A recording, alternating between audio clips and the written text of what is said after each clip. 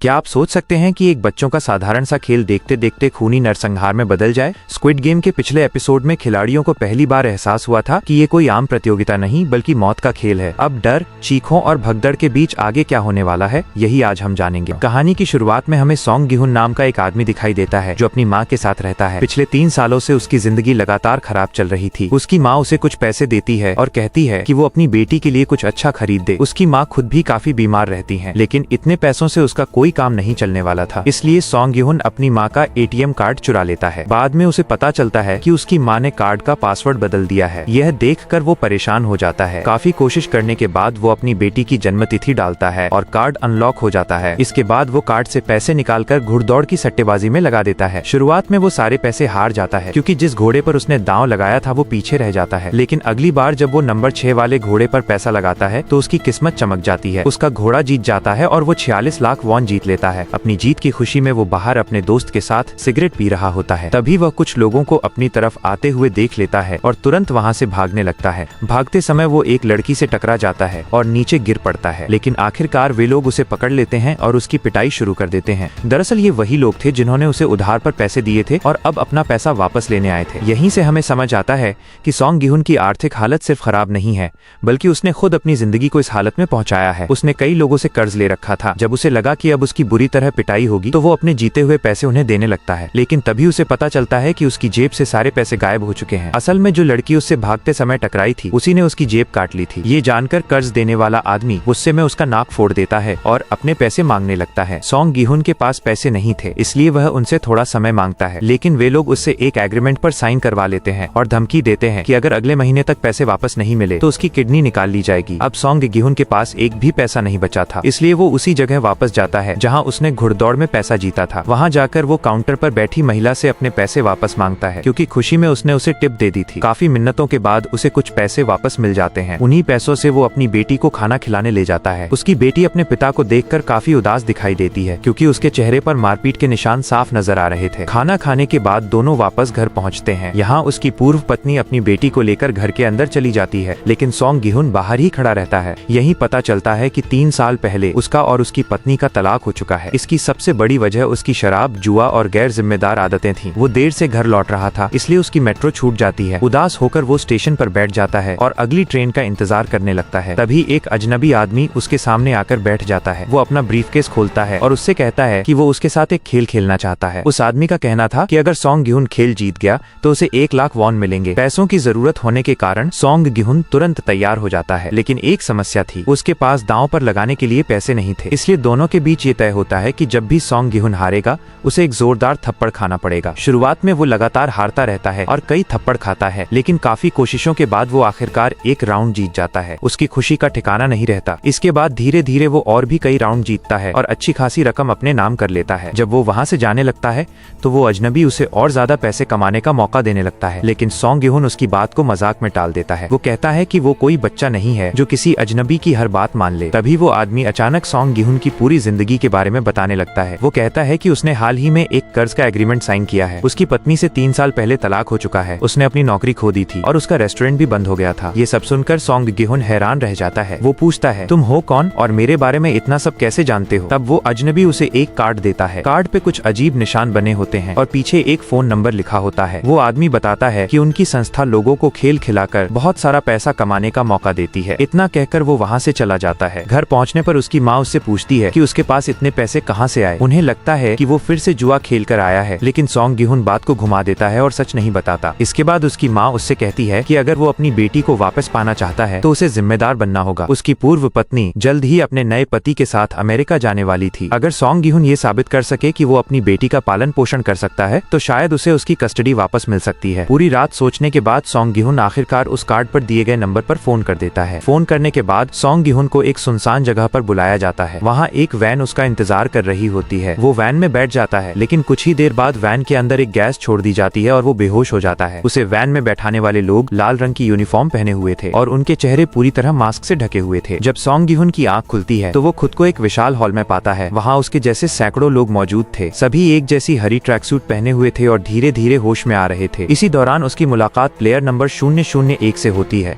जो एक बूढ़ा आदमी था। वो लगातार खिलाड़ियों की गिनती कर रहा था। बातचीत में वो बताता है कि उसे दिमाग की बीमारी बीमारी है जिसकी वजह से उसकी याददाश्त कमजोर हो चुकी है। सॉन्ग गी-हुन ऊपर लगी बड़ी स्क्रीन की तरफ देखता है जहाँ लिखा होता है कि कुल 456 खिलाड़ी इस खेल में हिस्सा ले रहे हैं। दूसरी तरफ कुछ लोग कंट्रोल रूम में बैठे हुए दिखाई देते हैं। सभी के चेहरे ढके हुए थे। उन सब के बीच एक ऐसा व्यक्ति भी था जिसकी पोशाक बाकी लोगों से अलग थी। वही इस पूरे खेल का संचालक था जिसे बाद में फ्रंटमैन के नाम से जाना जाता है। हॉल के अंदर सॉन्ग गी-हुन की नजर उसी लड़की पर पड़ती है जिसने उसकी जेब काटी थी। वो उससे अपने पैसे मांगने पहुंच जाता है, लेकिन तभी वहां मौजूद कुछ खिलाड़ी आपस में लड़ने लगते हैं। स्थिति बिगड़ने से पहले ही मास्क पहने गार्ड अंदर आ जाते हैं और सभी को शांत कर देते हैं। उनमें से एक गार्ड आगे बढ़कर खेल के नियम समझाने लगता है। वो बताता है कि सभी खिलाड़ियों को 6 दिनों में 6 अलग अलग खेल खेलने होंगे। जो खिलाड़ी सभी खेलों को पार कर लेगा उसे भारी रकम इनाम के रूप में मिलेगी। खिलाड़ी सवाल पूछते हैं कि वे इन लोगों पर भरोसा क्यों करें, क्योंकि उन्हें उनकी अनुमति के बिना यहाँ लाया गया है। तब गार्ड एक विशाल पारदर्शी पिग्गी बैंक दिखाता है जो हॉल की छत से लटका हुआ था। वह बताता है कि हर खिलाड़ी की एक निश्चित राशि इस इनाम में जुड़ी हुई है। जैसे जैसे खिलाड़ी बाहर होंगे इनाम की रकम बढ़ती जाएगी। इसके बाद सभी खिलाड़ियों से एक एग्रीमेंट पर हस्ताक्षर करवाए जाते हैं। उसमें 3 नियम लिखे होते हैं। पहला नियम, कोई खिलाड़ी खेल को बीच में नहीं रोक सकता। दूसरा नियम, जो खिलाड़ी खेल खेलने से इनकार करेगा उसे बाहर कर दिया जाएगा। तीसरा नियम, यदि अधिकांश खिलाड़ी चाहें तो खेल को समाप्त किया जा सकता है। सभी खिलाड़ियों की तस्वीरें ली जाती हैं और फिर उन्हें एक बड़े मैदान में ले जाया जाता है। वहां पहुंचकर वे देखते हैं कि मैदान के एक छोर पर एक विशाल गुड़िया खड़ी है। गार्ड घोषणा करता है कि पहले खेल का नाम है रेड लाइट, ग्रीन लाइट। खेल के नियम बेहद सरल दिखाई देते हैं। जब गुड़िया गाना गाएगी तब खिलाड़ियों को आगे बढ़ना होगा, लेकिन जैसे ही वो मुड़ेगी सभी को बिल्कुल स्थिर हो जाना होगा। अगर कोई भी हिलता हुआ पकड़ा गया तो उसे तुरंत एलिमिनेट कर दिया जाएगा। ये सुनकर ज्यादातर खिलाड़ी हंसने लगते हैं। उन्हें लगता है कि ये तो बच्चों का खेल है और इसे आसानी से जीता जा सकता है। उधर कंट्रोल रूम में फ्रंटमैन पहले खेल की शुरुआत का आदेश दे देता है। कुछ ही क्षण बाद विशाल गुड़िया गाना शुरू करती है और सभी खिलाड़ी दौड़ पड़ते हैं। जैसे ही गुड़िया गाना बंद करके पीछे मुड़ती है सभी खिलाड़ी अपनी जगह पर रुक जाते हैं, लेकिन एक खिलाड़ी समय पर नहीं रुक पाता और हल्का सा हिल जाता है। अचानक एक गोली चलती है और वो खिलाड़ी जमीन पर गिर पड़ता है। शुरुआत में सभी को लगता है कि शायद ये कोई मजाक है या फिर खेल का हिस्सा है, लेकिन कुछ ही सेकंड बाद उसके शरीर से बहता खून देखकर सबके होश उड़ जाते हैं। अब सभी को समझ आने लगता है कि यहाँ एलिमिनेट होने का मतलब सिर्फ खेल से बाहर होना नहीं बल्कि मौत है। यह देखकर कई खिलाड़ी घबरा जाते हैं। उनमें से कुछ चीखते हुए बाहर की तरफ भागने लगते हैं, लेकिन जैसे ही वे दौड़ते हैं गुड़िया उनकी हरकत को पहचान लेती है। चारों तरफ से गोलियां चलने लगती हैं। कुछ ही पलों में मैदान लाशों से भर जाता है। हर तरफ चीख पुकार मच जाती है। लोग डर के मारे रोने लगते हैं। कुछ अपनी जगह पर जम जाते हैं तो कुछ जान बचाने के लिए भागने की कोशिश करते हैं, लेकिन भागने वालों का अंजाम एक जैसा होता है। फ्रंटमैन कंट्रोल रूम में बैठकर ये सब देख रहा था। उसके चेहरे पर या दया का कोई भाव नहीं था। उधर मैदान में बचे हुए खिलाड़ी सदमे में खड़े थे। उनमें आगे बढ़ने की हिम्मत नहीं बची थी। तभी प्लेयर नंबर 001 यानी बूढ़ा आदमी मुस्कुराते हुए आगे बढ़ना शुरू कर देता है। उसे देखकर बाकी खिलाड़ियों को भी थोड़ी हिम्मत मिलती है और वे धीरे धीरे आगे बढ़ने लगते हैं। सॉन्ग गी-हुन डर के मारे कांप रहा था। उसका शरीर उसका साथ नहीं दे रहा था। उसी समय उसके पास मौजूद सॉन्गवू उसे सलाह देता है कि जब गुड़िया पीछे मुड़े तो वो अपने आगे वाले खिलाड़ी की आड़ में छिपने की कोशिश करे। यह तरीका काम करता है और सॉन्ग गी-हुन धीरे धीरे आगे बढ़ने लगता है। दूसरी तरफ से ब्योक भी उसी रणनीति का इस्तेमाल कर रही थी। वो उस आदमी को डरा रही थी जिसने पहले उसके साथ बदसलूकी की थी। समय लगातार कम होता जा रहा था। अचानक एक घायल खिलाड़ी सॉन्ग गी-हुन का पैर पकड़ लेता है और उससे मदद की गुहार लगाने लगता है, लेकिन इस समय हर कोई अपनी जान बचाने में लगा हुआ था। सॉन्ग गी-हुन खुद को छुड़ाकर आगे बढ़ता है। आखिरी कुछ सेकंड बचे थे। वो लगभग फिनिश लाइन तक पहुंच चुका था कि अचानक एक शव पर पैर पड़ने से उसका संतुलन बिगड़ जाता है और वो गिरने लगता है। उसी समय अली नाम का एक खिलाड़ी आगे बढ़कर उसे पकड़ लेता है। अली की मदद से सॉन्ग गी-हुन संभल जाता है और दोनों समय रहते फिनिश लाइन पार कर लेते हैं। उनके पीछे मौजूद कई खिलाड़ी समय पर लाइन पार नहीं कर पाते। टाइम खत्म होते ही उन सभी को गोलियों से मार दिया जाता है। पहला खेल समाप्त हो चुका था। 456 खिलाड़ियों में से केवल 201 खिलाड़ी ही जिंदा बच पाए थे।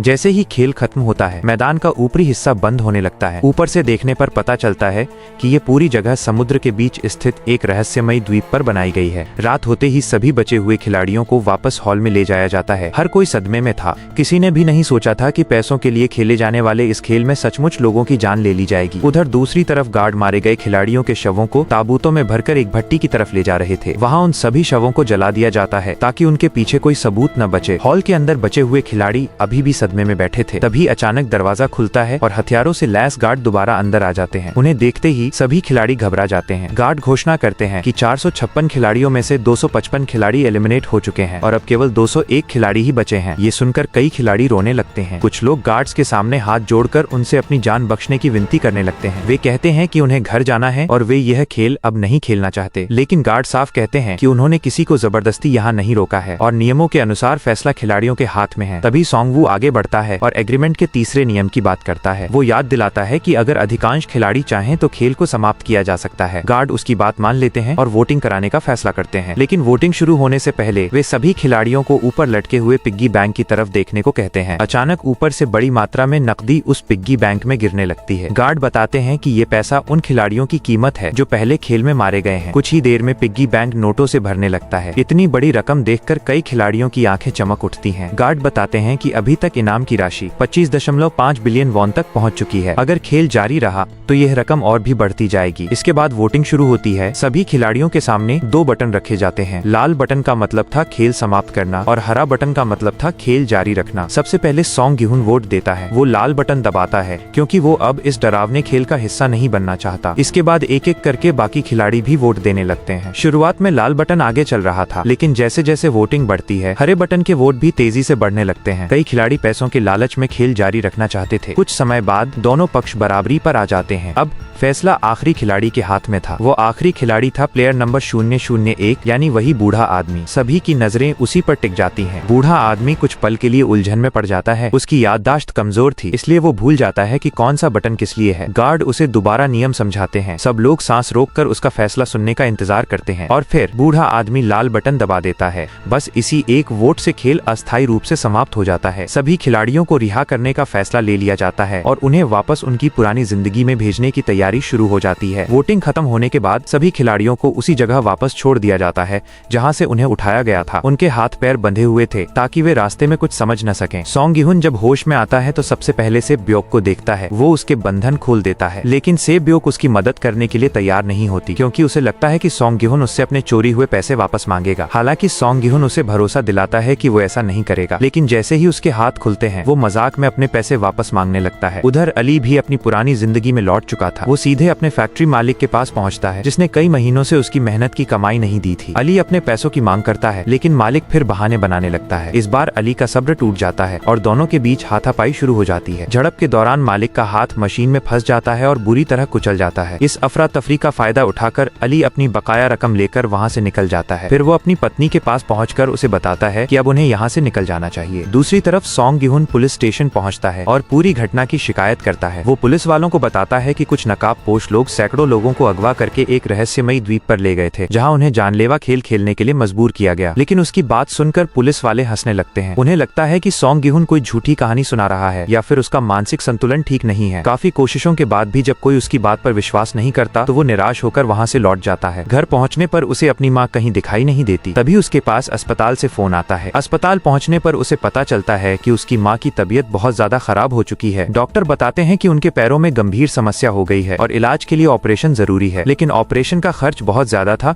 जो सोंग गिहुन के लिए जुटाना लगभग नामुमकिन था। इसी बीच कहानी में एक नए किरदार की एंट्री होती है। उसका नाम हुआंग जुनहो था और वो एक पुलिस अधिकारी था। जुनहो अपने लापता भाई की तलाश कर रहा था जो कई दिनों से गायब था। जब वो अपने भाई के कमरे की तलाशी लेता है तो उसे वही रहस्यमयी कार्ड मिलता है जो सोंग गिहुन को मिला था। यहीं से जुनहो को शक हो जाता है कि उसके भाई का संबंध उसी रहस्यमयी खेल से हो सकता है और अब वो इस पूरे रहस्य की तह तक जाने का फैसला करता है। दूसरी तरफ सोंग वू अपनी माँ की दुकान के आसपास छिपकर उसे देख रहा था। उसकी माँ को अब भी यही लगता था कि उसका बेटा एक सफल इंसान है और विदेश में अच्छी नौकरी कर रहा है, लेकिन सच्चाई बिल्कुल अलग थी। सोंग वू भारी कर्ज में डूब चुका था। उसने लोगों का पैसा गलत निवेशों में लगा दिया था और अब उसके ऊपर अरबों वॉन का कर्ज चढ़ चुका था। उधर से ब्योक अपने छोटे भाई से मिलने अनाथालय पहुंचती है। उसने अपने भाई से वादा किया था कि एक दिन वो उसे अपने साथ ले जाएगी और उनके परिवार को दोबारा एक साथ करेगी, लेकिन इसके लिए उसे बहुत सारे पैसों की जरूरत थी। इस बीच पुलिस सोंग वू के घर पहुंचती है और उसकी गिरफ्तारी का वारंट लेकर आती है। उसकी माँ ये सब देखकर पूरी तरह टूट जाती है। पुलिस के अनुसार सोंग वू पर धोखाधड़ी, फर्जी दस्तावेज तैयार करने और लोगों का पैसा हड़पने जैसे कई गंभीर आरोप लगे हुए थे। उसी रात सोंग वू अपने कमरे में अकेला बैठा हुआ था। तभी उसके दरवाजे के नीचे से एक कार्ड अंदर सरकाया जाता है। वह वही कार्ड था जो उसे पहले उस रहस्यमयी खेल में ले गया था। ये देखकर सोंग वू समझ जाता है कि खेल एक बार फिर शुरू होने वाला है। दूसरी ओर सोंग गिहुन अपनी पूर्व पत्नी के घर जाता है। वो अपनी माँ के इलाज के लिए पैसों की मदद मांगना चाहता था, लेकिन उसकी पत्नी उसकी मदद करने से इनकार कर देती है। इसी दौरान उसका नया पति भी वहाँ आ जाता है। वो सोंग गिहुन को कुछ पैसे देकर वहाँ से चले जाने के लिए कहता है और दोबारा वापस न आने की सलाह देता है। ये बात सोंग गिहुन को बहुत बुरी लगती है। उसे महसूस होता है कि अब उसकी जिंदगी पूरी तरह बिखर चुकी है। उसी रात पुलिस अधिकारी जुनहो उससे मिलने आता है। वो सोंग गिहुन से उस रहस्यमयी खेल के बारे में पूछता है क्योंकि उसे लगता है कि उसके लापता भाई का संबंध उसी खेल से है, लेकिन सोंग गिहुन अपनी परेशानियों में इतना उलझा हुआ था कि वो उसकी मदद नहीं कर पाता। कुछ देर बाद जब वो घर लौटता है तो उसे फिर से वही कार्ड दिखाई देता है। इस बार वो ज्यादा नहीं सोचता, उसे अपनी माँ का इलाज कराना था, अपनी बेटी को वापस पाना था और अपनी जिंदगी बदलनी थी। इसी वजह से वो दोबारा उस खेल में लौटने का फैसला कर लेता है। धीरे धीरे बाकी खिलाड़ी भी उसी निर्णय पर पहुंचते हैं। सोंग वू, अली, सेब्योक और कई अन्य खिलाड़ी फिर से उस रहस्यमयी खेल का निमंत्रण स्वीकार कर लेते हैं। सभी को अलग अलग वैन में बैठाया जाता है और पहले की तरह बेहोश कर दिया जाता है। लेकिन इस बार से ब्योक सावधान थी। जैसे ही वैन के अंदर गैस छोड़ी जाती है, वो चुपके से अपने मुंह को ढक लेती है और पूरी तरह बेहोश होने से बच जाती है। अब वो रास्ते को याद रखने की कोशिश करने लगती है ताकि पता लगाया जा सके कि आखिर ये खेल कहाँ आयोजित किया जा रहा है। और यहीं पर स्क्विड गेम सीजन 1 के एपिसोड एक रेड लाइट, ग्रीन लाइट और एपिसोड 2 हेल की कहानी समाप्त होती है। उम्मीद है आपको ये एक्सप्लेन पसंद आया होगा। अगर वीडियो अच्छी लगी हो तो इसे लाइक जरूर करें और चैनल को सब्सक्राइब करना बिल्कुल न भूलें। मिलते हैं अगली वीडियो में एक और शानदार कहानी के साथ। धन्यवाद।